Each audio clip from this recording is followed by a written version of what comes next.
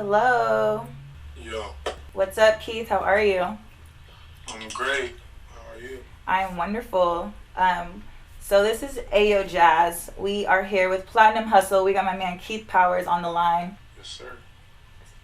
So Keith, what's going on? What are you up to right now? You chilling? Yeah, right now I just left the Freeform offices. Freeform is a network. It's ABC Family, but they changed their name to Freeform recently. Mm-hmm. I just left their offices. I had to meet all their staff, and they basically introduce themselves and let us know what they do. They're at the office and what their job is, what their role is. So I did that, and now I'm home just doing emails right now before I leave for acting class and stuff. Nice. That's what's up. Well, thank you Yeah. for allowing us the opportunity to speak with you. We wanted to kind of, you know, get some insight on kind of what you've been up to, especially since you're a Sac native. Yeah, of course.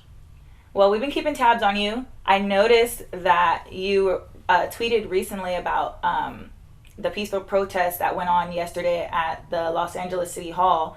How did that go? How was that? It was amazing. It was peaceful. It was just individuals who's very passionate about just justice and equality, and people of all race, not just blacks. You had Hispanics, you had whites, you had Asians, you had, of course, blacks. You had all different types of people, which was beautiful, and people very passionate about a change. And I just felt like my intuition, my heart was telling me that I had to do something more than just post. At least go and march and be out there in the streets Right. and just Be say present. my half of it. And so that was amazing. I'm glad I actually went. It made me feel good as a human. Right. That's awesome. Especially after your role as Tyree in Straight Outta Compton. I'm sure for you that must have been a pretty awesome experience to kind of put everything that you learned and kind of experience something on the more positive end of things. Yeah, yeah. So, as far as being a part of Straight Outta Compton, how was that experience? Like, were you able to really kind of learn and take away a lot, especially getting to work with Ice Cube and Dr. Dre and O'Shea? Like, how was that experience, especially kind of just taking the times that we're currently in and playing a role from when this kind of started back in Compton?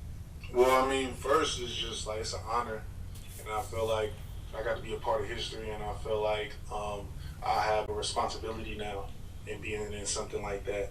I gotta, because I'm still a human and I make mistakes, and sometimes, I might tweet the wrong stuff at times, or I might do some dumb stuff. But I feel like being in something like Straight Outta Compton and what it represents is now you have a responsibility, you have a target.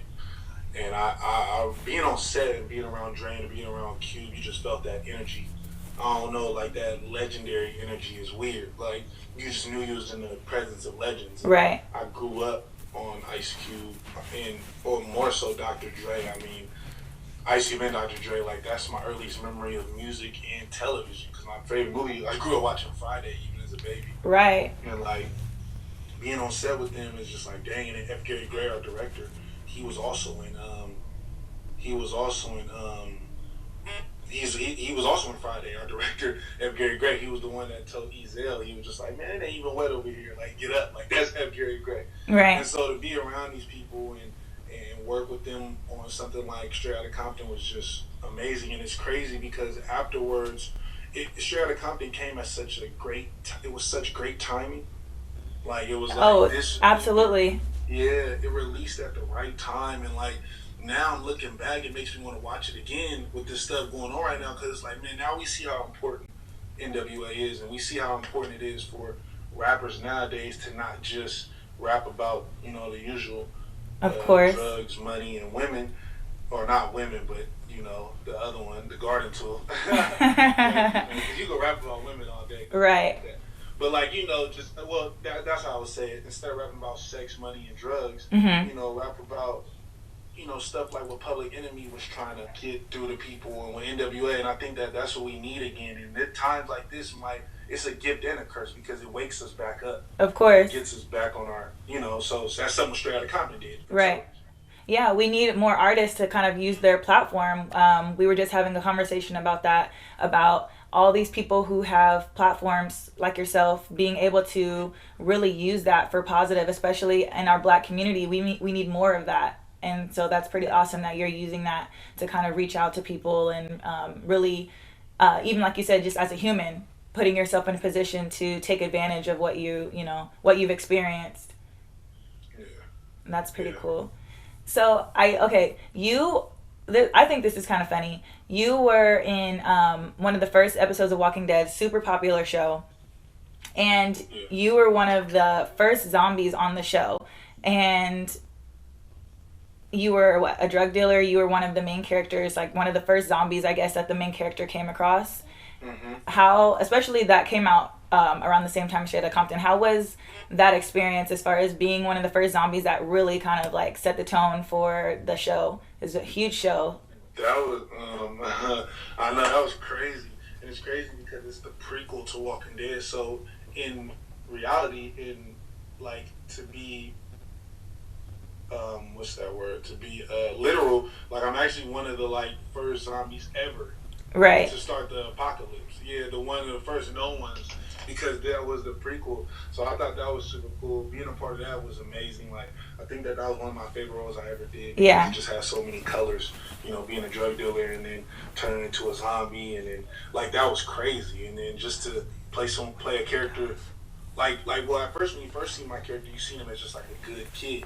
Then you see him as a drug dealer, then you see him as a zombie. So to play all those colors, that's like ideal what I want to do for my career. So just that guest star role made me even fall way more in love with the craft. Like, man, this is why I chose to do this, to do stuff like this. Of course. Yeah, that's really cool. Especially it allowed you to kind of play a role outside of the typical acting behind the camera. You played a zombie, so it's like how many people can actually get that opportunity to do that. So that's pretty awesome to kind of start off in a major role in a major show, as kind of like you said, setting the tone, and you were like literally like the first zombie to do it. So it's pretty awesome. Yeah, that was dope. That's cool. Well, I know you are also aware of everything that's going on in Dallas right now. What are your thoughts on that? Um, Man, it's so tough.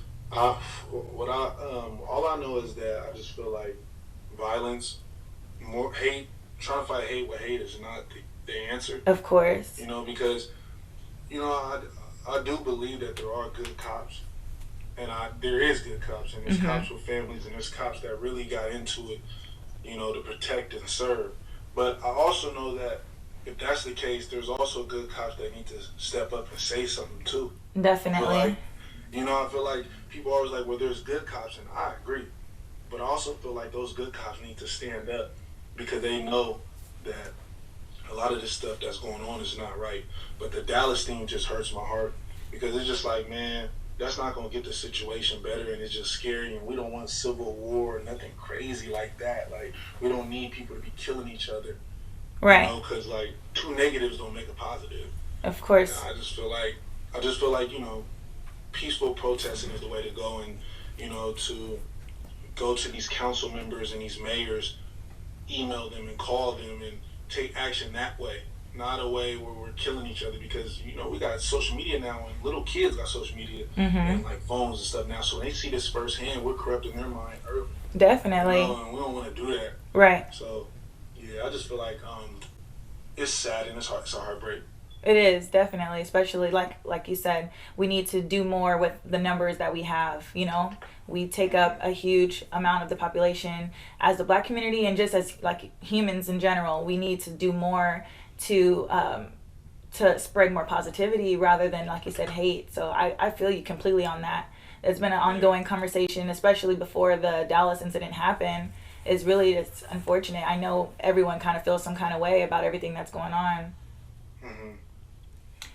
I did want to acknowledge that you were, to kind of lighten the mood a little bit, you were recently involved in the BT Awards. They put you on their top 10 list for like the top 10 looks on the red carpet. I thought that was pretty cool. We did an article on you on PlatinumHustle.com, And I just thought it was super appropriate that we were getting ready to have an interview with you to acknowledge that, you know, a little accomplishment of yours. You were able to walk away with being one of the top 10 best dressed by BET. So that was cool. What was behind that look? Like, how did you come across that look? Basically, I was just like, I don't know, being stuck in the 80s, doing New Edition. And I like, yeah, that definitely got that vibe for sure. With the unbutton, you had the chest hanging out a little bit. Yeah. Trying to get grown and sexy for the one time. Yeah, like we basically, I mean, being on set, we was just so inspired by the wardrobe, which you were gonna find very amusing when they watch the New Edition project. But like, basically, I hit up Ugo Mosey. He's a stylist.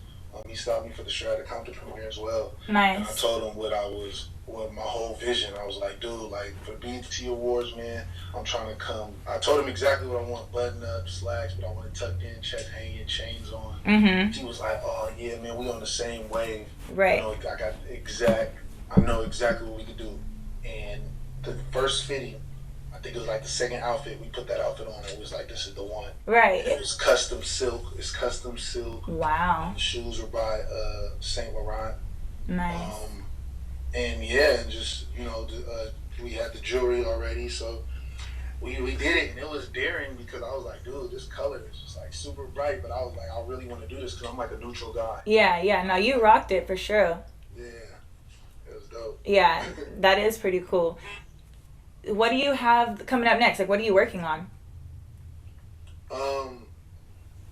Next I have the New Edition story, the miniseries on BET. It's called a miniseries because it's splitting up into 3 parts on BET, and yeah, it's gonna be an event. It's like, I would like to say it's Straight Outta Compton, and it's Straight Outta Compton meets the Temptations. Right.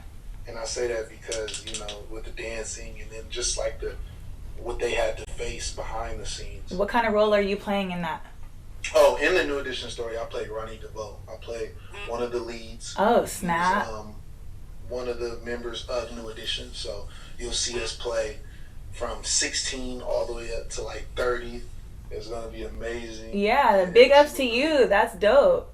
Yeah. I'm in every single night, so I play Ronnie DeVoe. That is awesome. Yeah. Wow, congratulations on that. That's really cool. Thank you. Yeah, of course. So we really appreciate you giving us a ring and letting us kind of, you know, get a little insight and get your thoughts kind of on everything that's going on right now. And, you know, we appreciate you for that and giving us that time. And continuing to be active in the community as well, especially as a youth and as a Black youth. Like, that's important right now. We need more people like you to really kind of put your voice out there and speak up on these things. So we really appreciate you. Big ups to you for that. Definitely. I thank you guys for having me. I'm sorry I couldn't connect with you guys in SAC, but like this time when I was in SAC, my family was very stingy with me. They wouldn't let me. I had to do a lot of stuff, and like you see a lot of family members. You don't get to stop by often, so I feel that. Yeah, so next time for sure we're gonna have to connect in person. Oh, definitely. Oh no, we appreciate you even allowing this conversation. So it's big. You know, big things that you got going coming up. So definitely enjoy the rest of your evening, and we'll be talking to you soon. We have Keith Powers on the line, Ayo Jazz with Platinum Hustle. Appreciate you guys listening. All right, Keith, we'll check you later.